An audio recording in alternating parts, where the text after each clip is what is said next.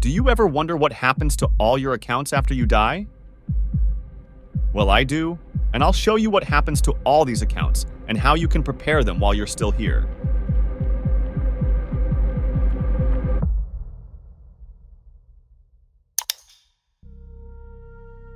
Most people never think about this.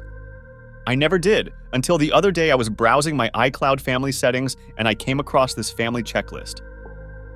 There's an option to add a legacy contact so a family member can get access to your data after your death. That's a nice option to have, and this got me thinking, what about all my other accounts?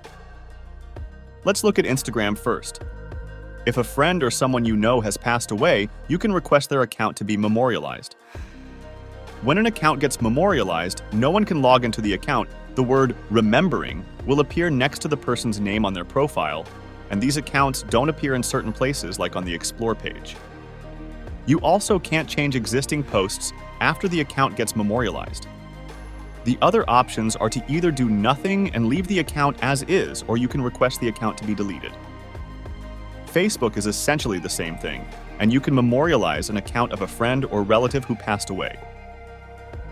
The key difference between Facebook and Instagram is that Facebook allows you to add a legacy contact from your friend list, which you currently can't do on Instagram. If you add a legacy contact on Facebook, they can write a pinned post on your profile, update your profile picture, request a removal of your account, and download a copy of what you've shared on Facebook. They cannot log into your account, read any of your messages, or remove or add friends. Google and YouTube accounts are a bit different. There's no memorializing option, there are no legacy contacts. Google reserves the right to delete any accounts that have been inactive for at least 2 years, or if a family of the deceased wants, they can close your accounts. Google does have an option to add what they call an inactive account manager.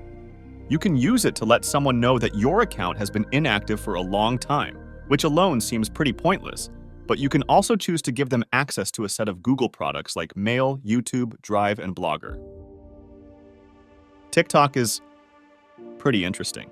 I did a lot of digging and didn't find any resources or guides for TikTok accounts after death. So yeah, they don't care. And lastly, Microsoft has a typical Microsoft approach to all this. They don't offer a legacy contact option. If your family has your credentials, they can use those to log in and manually delete the account. If they don't have credentials, they're out of luck and have to wait 2 years for the account to get deleted because of inactivity. And if you have active subscriptions, the only way to stop those is to close out bank accounts and credit cards. Which I guess your family would be doing anyway, but it seems like a crappy way to handle a situation like this. So that's how some of the biggest platforms handle your accounts. I'm new to this, but I'd love to hear if some of you have a plan for your accounts after you die. Feels weird to think about it, doesn't it? Thanks for watching. We'll see you next time.